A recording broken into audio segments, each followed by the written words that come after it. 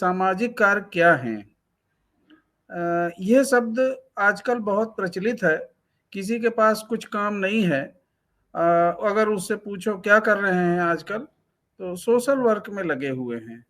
ये social work हमारे चाहे बुद्धिजीवी लोग हैं जो रिटायर हो चुके हैं अपने, या कुछ अन्य लोग जिनके पास कोई काम नहीं है, तो अक्सर वो यही बोलते मिल जाएंगे कि हम सोशल वर्क में लगे हैं, सोशल काम कर रहे हैं। साथियों, यदि सोशल वर्क की परिभाषा या उसका विस्तार क्षेत्र की अगर विवेचना की जाए, तो ये जो सामाजिक कार्य शब्द है, सामाजिक कार्य जो एक काम है, मुख्यतः तीन क्षेत्रों को आच्छादित करता है। पहला पहला है समाज सुधार। इस सामाजिक कार्य में पहला काम आता है समाज सुधार, दूसरा काम आता है समाज सेवा, और तीसरा काम है सामाजिक परिवर्तन।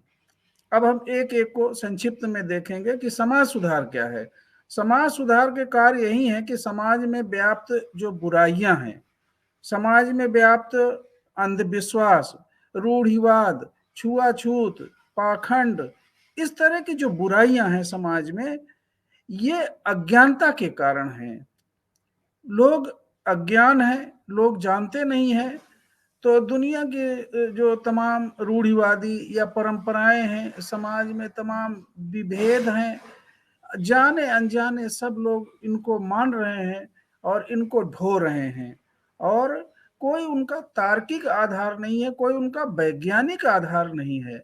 और इन्हीं बुराइयों के कारण, अंधविश्वास के कारण अधिकतर लोग, जो अज्ञान लोग हैं, वो निर्भर हैं किसी न किसी व्यवस्था के ऊपर, और वो गुलाम हैं, वो लाचार हैं, वो मजबूर हैं इसी अंधविश्वास अज्ञानता के कारण।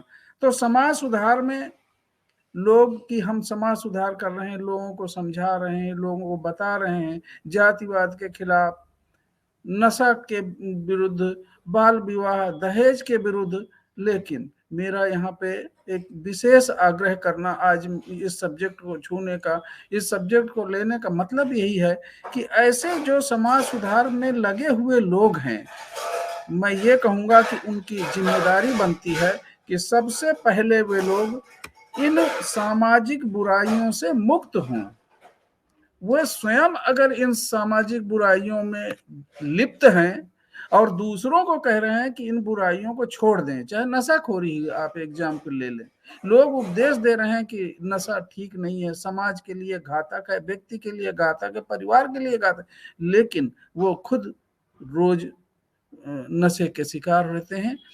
अर्थात जो इन समाज सुधार की, इस समाज की बुराइयों को लोगों से मुक्त करना चाहते हैं, इन बुराइयों से लोगों को मुक्त करना चाहते हैं, वो लोग स्वयं इन बुराइयों से मुक्त हों। मेरा ऐसे समाज सुधारकों से विशेष आग्रह है। जब वे लोग खुद इनसे मुक्त होंगे और दूसरों को जागरूक करेंगे, तो उनके इस बात का वजन होगा, इस बात की महत्ता होगी, और उनके इस उपदेश को, उनकी इस जागरूकता करने के प्रयास को, समाज सुधार को लोग मान्यता देंगे और लोग जागरूक होंगे। दूसरा काम समाज सेवा। वो समाज सेवा भी लगभग इसी तरह का है कि समाज में आज भी अशक्त, निर्धन लोग, असहाय लोग, निर्बल लोग हैं, लोग रोटी के लिए मोहताज हैं, लोग भूखे पेट सोते हैं, लोगों के पास कपड़े नहीं है, लोगों की शिक्षा नहीं है। तो लोगों का जो इस तरह का कार्य है, इनसे मुक्त दिलाने के लिए वो सामाजिक सेवा, समाज की सेवा, इस तरह के निर्धनता को दूर करने के लिए लोगों के जो प्रयास चल रहे हैं, तो इस तरह का काम लोगों का किया जाना, ये भी समाज सेवा कहलाता है। ये निर्धनता जो हमारे समाज में इतनी ज्यादा व्याप्त है, तो ये मानव जाति का अभिशाप है। ऐसे लोग हैं जो एक एक रोटी के लिए मोहताज है, भीख मांग रहे हैं। लोग गरीबी की रेखा के जीने को मजबूर हैं। लोगों के घर में चूल्हा नहीं जलता। तो ये एक गुलामी का एहसास है। पेट की भूख शांत करने के लिए अपना सब कुछ लोग बेच देते हैं। तो ये समाज की जो आर्थिक गुलामी है, इससे लोगों को आजादी दिलाना, ये समाज सेवा का मुख्य कार्य है। अब तीसरा है सामाजिक परिवर्तन। ये समाज सोशल वर्ग का तीसरा महत्वपूर्ण काम है, सामाजिक परिवर्तन। सामाजिक परिवर्तन साथियों बहुत जटिल शब्द है। सामाजिक परिवर्तन एक बड़ा शब्द है, बहुत बृहद है। इसको लोग बड़े आसानी से कह देते हैं कि हम हमारा काम है सामाजिक परिवर्तन में भाग लेना, हम सामाजिक परिवर्तन की ओर लोगों को जागरूक कर रहे हैं। लेकिन लोगों को पता नहीं है कि यह सामाजिक परिवर्तन क्या है। सामाजिक परिवर्तन, व्यवस्था परिवर्तन। व्यवस्था परिवर्तन, कौन सी व्यवस्था, कौन सी सामाजिक व्यवस्था को परिवर्तन की बात लोग कर रहे हैं? एक ऐसी सामाजिक व्यवस्था जो इस भारत के समाज में विभेद पैदा करती है, असमानता पैदा करती है, डिस्क्रिमिनेशन पैदा करती है, लोगों में छुआछूत भेदभाव पैदा करती है। असमानता के जो लोग शिकार हैं, वो ये सामाजिक परिवर्तन की उन्हें जरूरत है। समाज इस व्यवस्था से मुक्ति दिलाना, यह है सामाजिक परिवर्तन। ये एक सिस्टम है, एक व्यवस्था है, एक विचारधारा है, आइडियोलॉजी है, जिसके तहत इस देश के बहुत अधिक संख्या में रहने वाले लोगों को इस सिस्टम का शिकार बनाया गया है। लोगों को जातियों में बांट के रख दिया गया है। लोग आपस में झगड़ते हैं, धर्म के नाम पे, संप्रदाय के नाम पे, जातियों के आधार पे। लोगों में भाईचारा नहीं है, लोग एक दूसरे के दुश्मन है। लोगों में खान पान नहीं है, लोगों में एक दूसरे के साथ रोटी बेटी का संबंध नहीं है। तो ये जो हम भारत में जिस समानता की बात कर रहे हैं, जो सरकारें दुनिया भर का दावा करती हैं, जो तमाम सामाजिक संगठन इस ओर सक्रिय हैं, क्या उन्हें नहीं दिख रहा है? क्या उन्हें ये असमानता, ये विभेद समाज का नहीं दिख रहा है? तो ये सामाजिक विभेद को खत्म करना, ये सामाजिक परिवर्तन है। कैसे होगा सामाजिक परिवर्तन? तो ये एक विचारधारा है साथियों, ये एक आइडियोलॉजी है, जिसके तहत लोगों को जानबूझकर गुलाम बना के रखा गया है। तो ये गुलाम बनाए रखने की प्रक्रिया लगातार 5000 वर्षों से जारी है।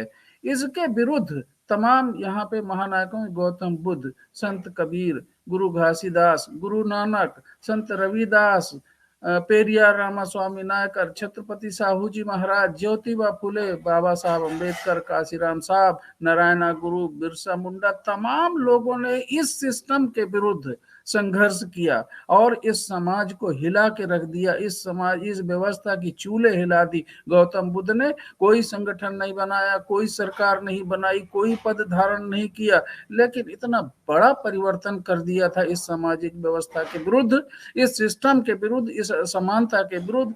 एक मानवतावादी धम्म की स्थापना करके इस देश के लोगों को एक नया पथ दिया, एक धम्म दिया, एक रास्ता दिया। साथियों, बाबा साहब का जो आंदोलन है, इस व्यवस्था परिवर्तन का आंदोलन है। बाबा साहब की जो विचारधारा है, उसको संक्षिप्त में यही कहूंगा, अम्बेडकरवाद।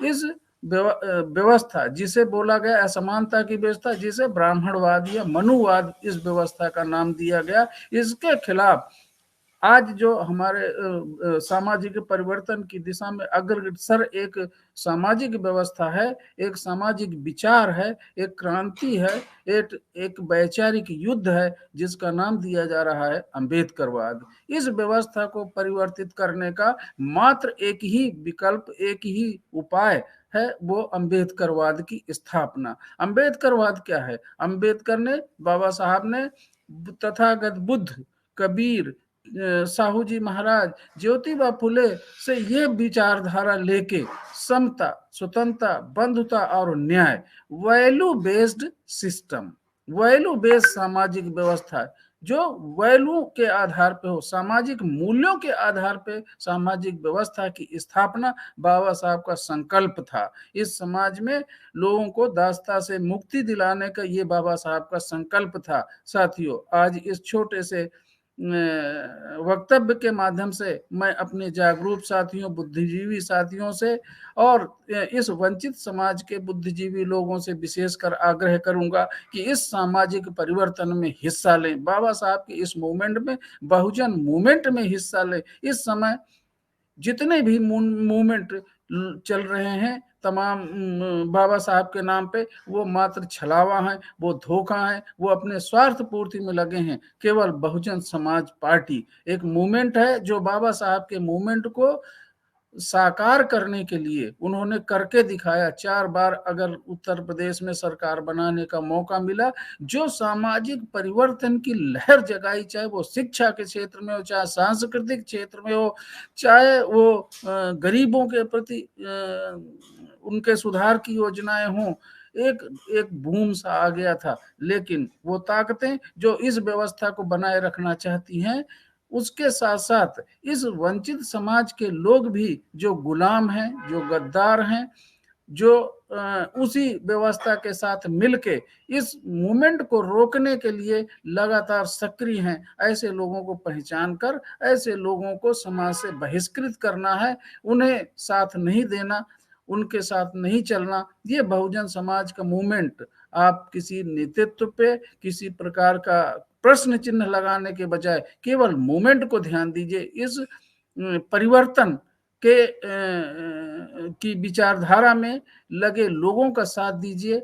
आप निश्चित है कि इस देश में एक बहुत बड़ा सामाजिक परिवर्तन देखने को मिलेगा आपके रहते हुए। अब समय बहुत नजदीक आ गया है। बाबा साहब का ये मूवमेंट बहुत जोरों से चल रहा है और मात्र केवल और केवल एक संगठन है, एक पार्टी है, बहुजन समाज पार्टी, जो इस मूवमेंट को साकार करने के लिए कृत संकल्प है। आप सब लोग इसके साथ जुड़कर इस मूवमेंट के सहभागी बने। यही निवेदन के साथ मैं आप सबको जय भीम, नमो बुद्धाय, नमस्कार।